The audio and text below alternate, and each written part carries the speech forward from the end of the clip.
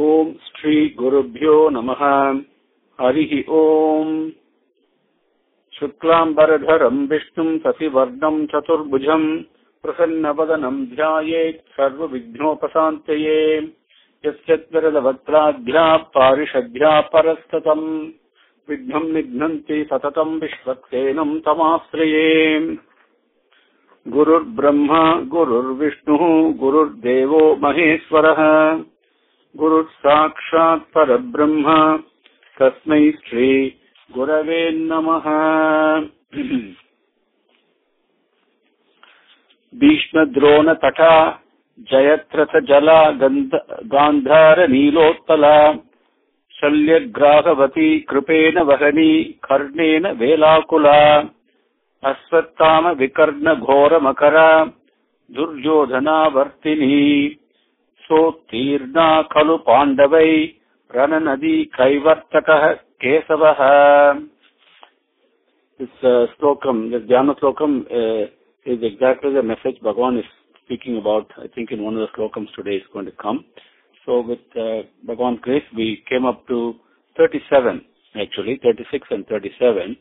36, Arjuna asked the question. He says, Krishna, even though he does not want to incur sin, what is it that forcibly pushes man to commit sin? Basically, what is it that's separating you, that's preventing you from reaching the lotus feet? And Bhagavan says, it is desire, Arjuna, and anger. Both are born from Rajoguna. They have insatiable appetite and render great wrongdoings and leave great wrongdoings in their wake. Know them to be your enemies. They create lots of problems. Now continuing on to 38. 38, the overall slokam is, Bhagavan says, just as fire is hidden by smoke, mirror by dirt, fetus by uterus, your divine nature is veiled by desire. Dhumena vriyate vagnihi yata darso malena cha yatol dena vruto garbaha tatha teneda mavrutam. The words are tenedam avrutam. That's the right way to say it. The words padangal are Dhubena avriyate vagnihi yatha adarsaha malena cha yatha ulbena avritaha garbaha tata tena idam avritam. Avritam means to be hidden. Yatha, how, vagnihi, fire, dhumena, by smoke, avriyate, being hidden, adarsaha, mirror, malena, by dirt, cha, and, yatha, how, garbaha, the fetus, ulbena cha, by the uterus, avritaha, hidden, tata, in the same way, tena, with this desire, because that's what Bhagavan is talking about, tena, by this desire, idam, this, the knowledge, the real entity, the divine self in everything, especially in beings, in human beings, avritam, being hidden. Dhumena priyate vagnihi yatadarso malena cha yatol bena vruto garbaha tatha tene gamavrutam. Now, slokam number 39. Bhagavan says, my dear son of Kunti, man's inherent divinity is masked by this eternal enemy of the wise, dressed in the garbs of desire, aborting all fulfillments and raging like a fire. So don't take desire lightly. Desire is our worst enemy, And then Bhagavan is describing it further in this. So let me not get ahead.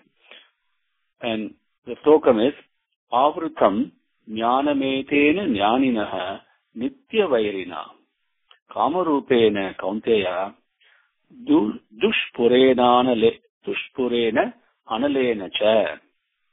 Avrutam jnanametena jnaninaha nitya vairina kamarupena kaunteya dushpurena analena cha. The words are kaunteya, avrutam, jnanam etena jnaninaha nitya vairina kama rupena kaunteya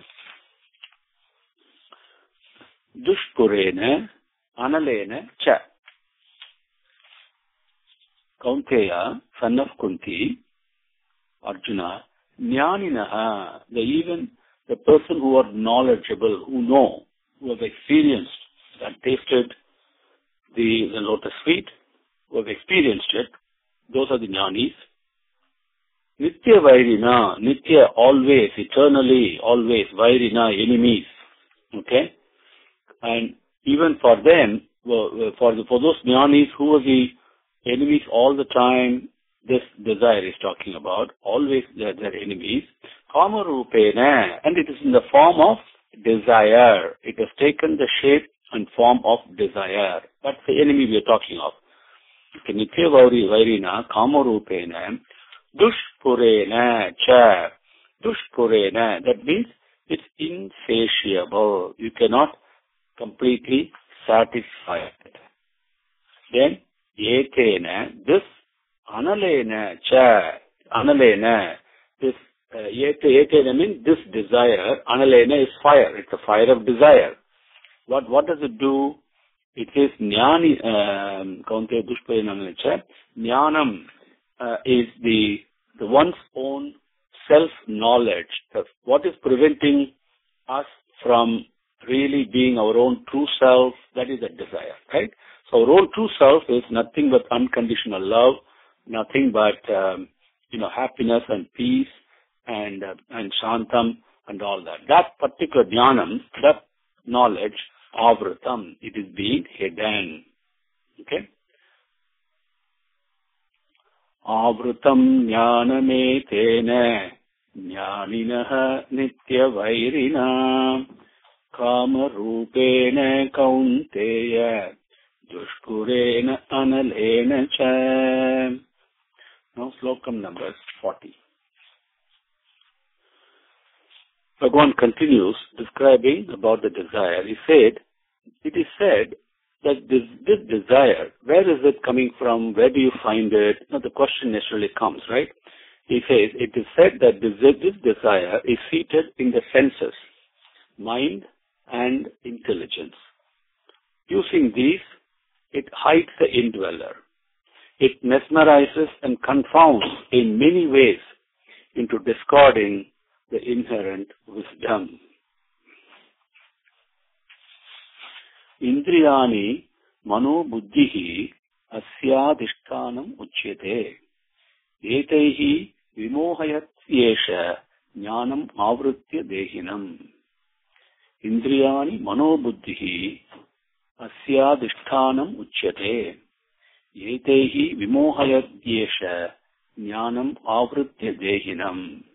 I think by now you should be understanding most of the Sanskritam words.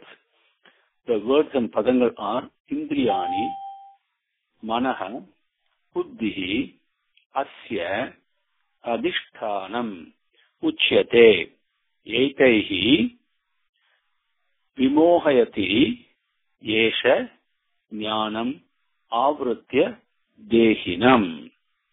Etaihi, Vimohayati, Yesha, Jnanam, Avrutya, Dehinam. Indriyani, senses, Manaha, mind, Buddhihi, buddhi.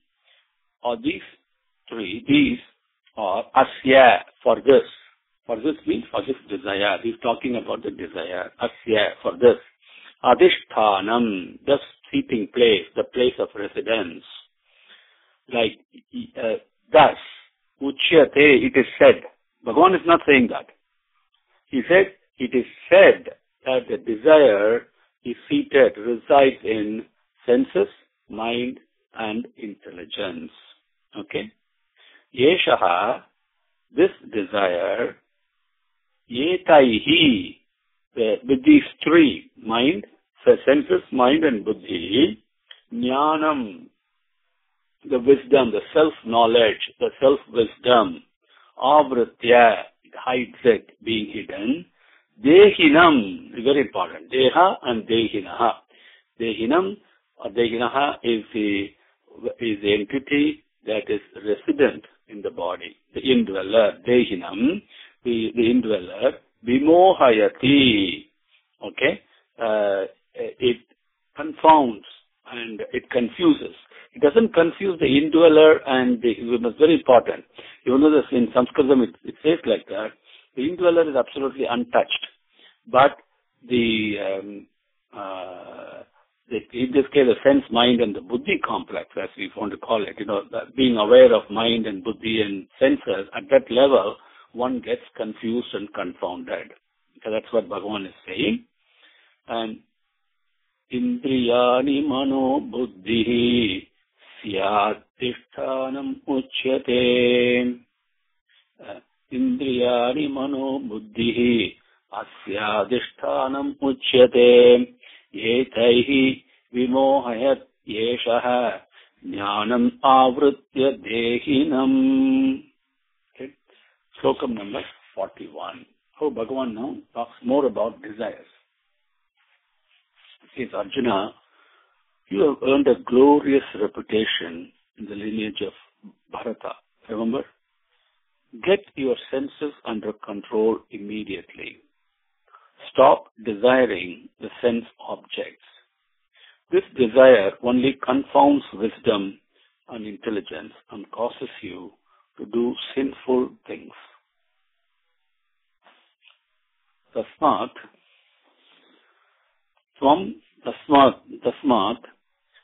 tvam indriyan yadav niyamya bharatashava papmanam prajahi henam jnana vijnana nasanam. Tasmat tvam indriyan yadav niyamya bharatashava papmanam prajahi henam jnana vijnana nasanam. Bharatarshava, that means one who is exalted and has achieved lots of fame in the lineage of Bharata, that is Arjuna. Tasmat, therefore, tvam, you, adav, in the beginning, right now, right, to start with, okay, as a first action, if you would, right, adav, as a beginning action, okay, adav, indriyani, your senses, niyamya, controlling them, okay, bring them under your control rather than you following them, okay, controlling them. Jnana vijnana nasanam, that means it's a very important thing to understand. When we say nasanam, nasanam does not mean actually, one way to understand that is destruction, right? Elimination, if you want to call it that way, right? But if you were to really think about it and reflect on that, really nothing in the world gets destroyed in a true sense. There is appearances and then it disappears, but it doesn't really get destroyed because everything is Bhagavan and Bhagavan is indestructible. Okay, you cannot, Bhagavan cannot be nasanam, right? So what he's talking about here is something that disappears, becomes incognizable with the five senses. That is the way to understand nasanam. So what is being, what is disappearing, what is being hidden is jnana vijnanam. Jnanam is the one's own self-knowledge, the knowledge of the indweller, to be embracing the indweller and becoming one with the indweller, the state of awareness, consciousness, that is jnanam. Now, the vijnanam is the understanding ability of everything that appears in the manifested world and also understanding it in a knowing manner, which is to see the unity in diversity, see the one thing in many. That knowledge as manifested in the external world. Both actually disappear, get hidden. That's the meaning of Jnana Vijnana Nasanam. So, what is it that does this, that makes it disappear? That is desire, right? If you man minus desire is God. And so if you remove desire, or with desire, everything gets confused. So that desire does that. That desire also does Papmanam. It also always leads one to do sinful things. Remember, we spoke about few classes ago that Punyam and Papam, and one needs to understand. Papam means anything that is done without alignment with the indweller. Anything that's done without offering to the indweller, without anything that's done without being done on behalf of the indweller, right? Keeping the indweller in mind, whatever you do or don't do, but keeping Bhagavan in mind all the time, whatever you do or don't do becomes punyam. Anything else is power. So Papmanam, it causes lots of sinful things to take place. Yenam, this desire. He means with certainty, without doubt. Okay? Prajahi means destroy it. Kill that desire. Eliminate that desire. That's what the instructions from Bhagavan to Arjuna, even though he calls him as Bharatarshava, and the same instruction he is giving it to each one of us because he has blessed us to listen to this instruction. Therefore, it is meant for us, each one of us, on an individual basis. So what does it say? Tasmat from Indriyani Adav Niyamya Bharatarshava. He, Yenam Jnana Vijnana Nasanam Papmanam. So Prajahi. Okay? Tasmat Tvam Indriyan Yadav Niyamya Bharatarshava Papmanam Prajahiyenam Jnana Vijnana Nasanam. 42. Now, Bhagavan said where this desire resides. The senses, mind, buddhi. And then he says, you must kill it. Okay? Because it's leading you to sinful things and all that. Now, how do you do it? Okay? How do you do it? That's what comes next. Number 42. Swami says, it is said that the senses are very powerful because senses also follow their objects and they take us with them, right? They're very powerful. But the mind is more powerful than the senses. Intelligence, buddhi, the impulse that discriminates, buddhi means the impulse that discriminates, is superior to the mind.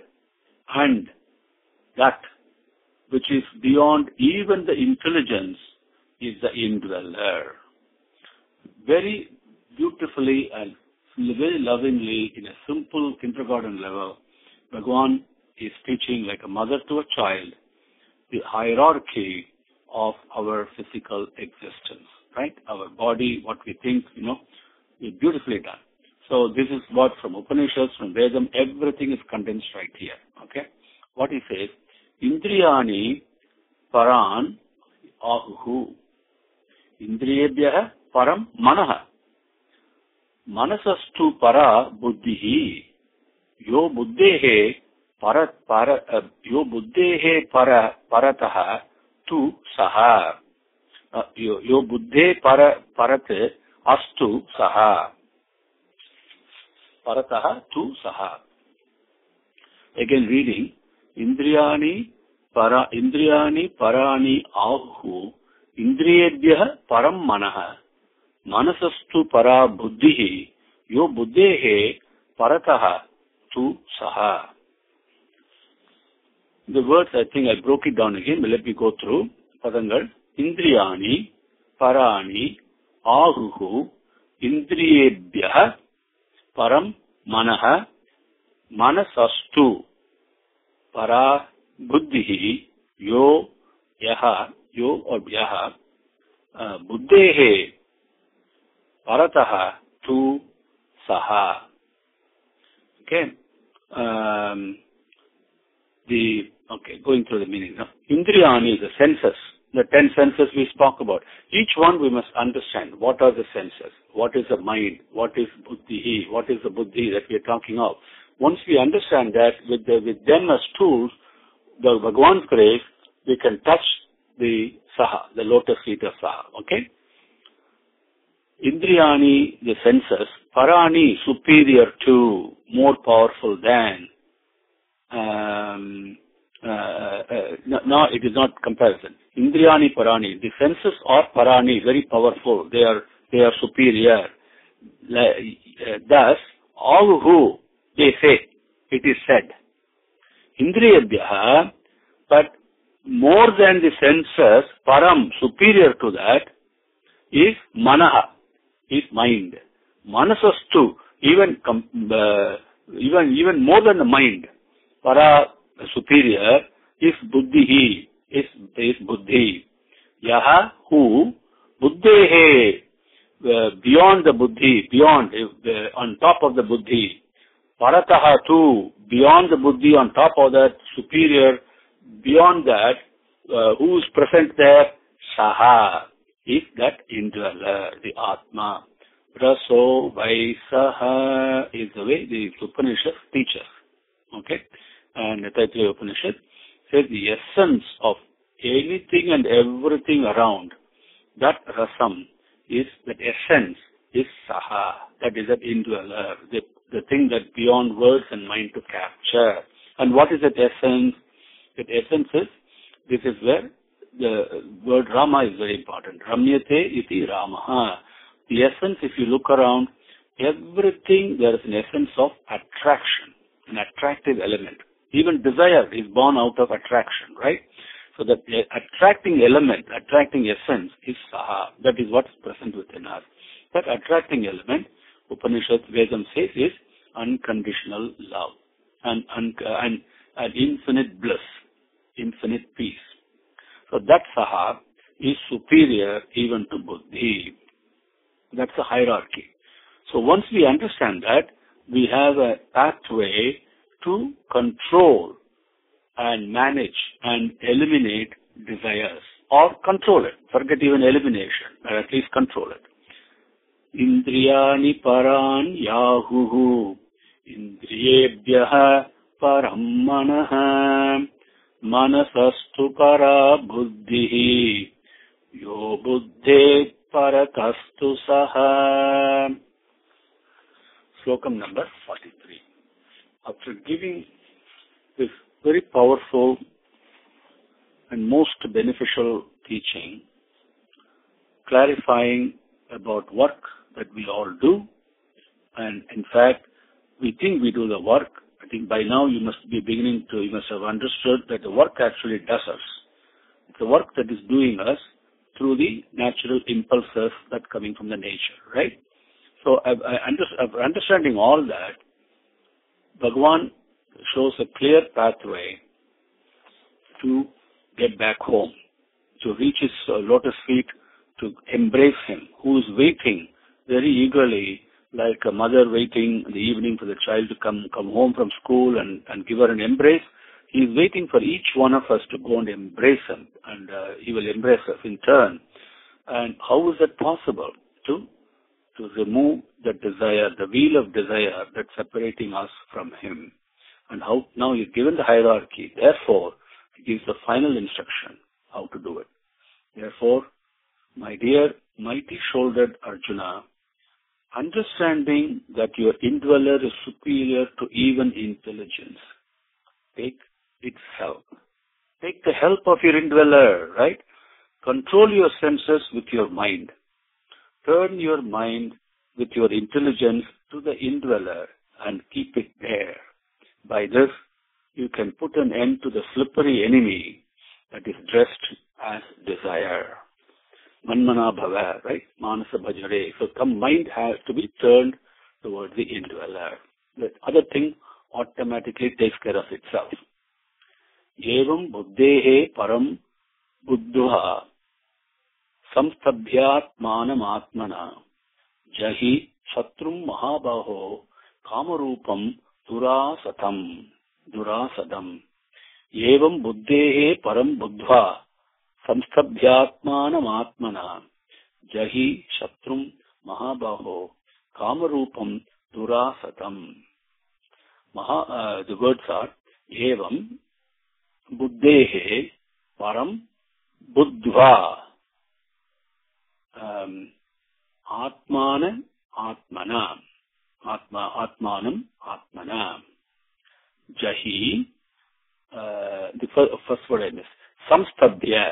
Samstabhya Atmanam Atmana. So let me repeat again. Evam Buddhehe Param Buddha Samstabhya Atmanam Atmana Jahi Shatrum Mahabaho Kamarupam Durasadam. Okay? The meanings are Mahabaho, Baham, Chaturbaho. Baha means basically shoulder. Mahana, great. The tremendous power he has got in his shoulder. So that is Arjuna. Evam, thus. Buddhehe, beyond the intelligence, beyond Buddhi, Param, superior to the Buddhi, Buddhva, understand. Okay, understanding. What is it? Atmana, with that, the indweller, turning to that indweller, Atmanam. Now, the word Atma has got two meanings. One is the indweller, the one that cannot be captured by words and mind, okay, beyond cognition. The other word of Atma is to do with the body. It also means body.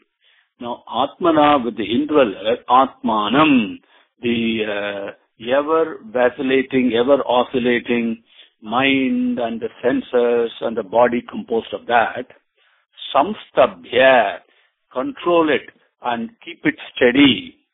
Kamarupam, the form of desire, taking the shape of desire, Durasadam, that means very slippery. You cannot catch hold of it. It slips and very elusive. Okay, Durasadam, and Shatrum, enemy, right? With the enemy, what is it? It has got the form of desire. It is elusive. You cannot get hold of it that easily, and it's also enigmatic. It takes you away from the lotus feet. This particular enemy, what you do, Jahi, you destroy it. The message is, turn your mind, knowing that indweller is superior even to the Buddhi. Turn your mind to that indweller and then control your senses. And by doing that, you will be able to destroy this enemy that's in the form of desire and that's also extremely elusive. That's a message from Bhagavan. Evam buddhehe param buddhva samstabhyatmanam atmana jahi shatrum mahabaho kamarupam durasadam. Iti Srimad Bhagavad Gita Su Upanishatsu Brahma Vidyayam Yoga Shastre Sri Krishnarjuna Samvade Karma Yogo Nama Tritiya Adhyaya. Thus ends the third chapter called Karma Yoga, embracing divinity through action. As explained in the benevolent dialogue between Krishna and Arjuna in the Upanishad called the Bhagavad Gita, which is truly a Brahma Vidya and a Yoga Shastra. Closing prayers. Om Shri Gurubhyo Namaha Harihi Om Samasta Lokaha Sukhino Bhavantu Samasta Lokaha Sukhino Bhavantu Samasta Lokaha Sukhino Bhavantu